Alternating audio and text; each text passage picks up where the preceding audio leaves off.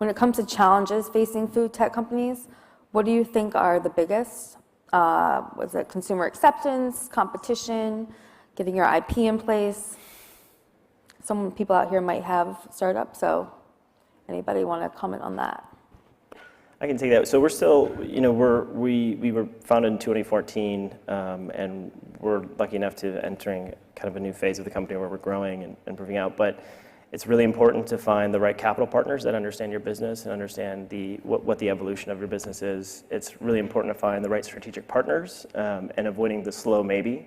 So, big brands are interested in talking and talking and talking. And for a small team, that can run you right off the cliff.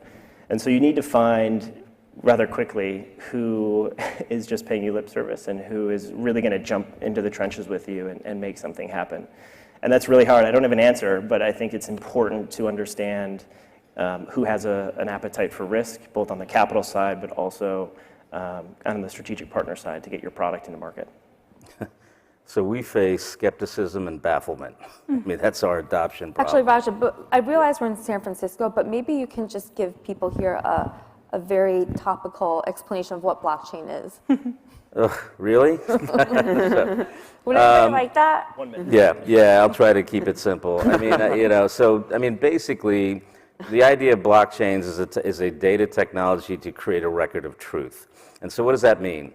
So when you look at an invoice or a bill or a transaction, there are multiple parties that generate it, whether it's your Visa record, your banking statement, or if you're in the business, you've got invoices that you deal with people.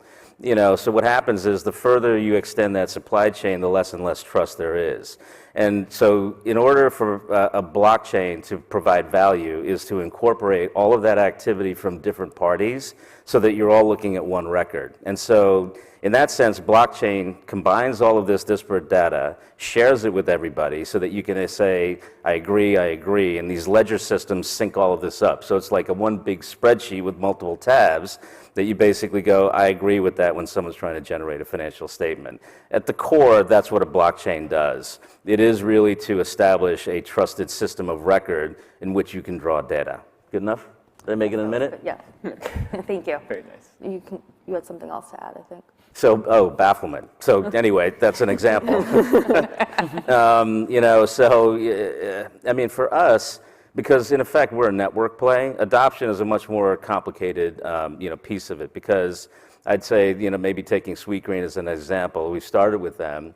They are a very, very strong and powerful force in food in so many different ways, from ethos, sustainability, unbelievable sourcing management in a complicated chain, to enabling that transparency and flavor management within the consumer base to delight them. So they're a spectacular organization, and we've been lucky to work with them. And so in that sense, in effect, we're mirroring their world.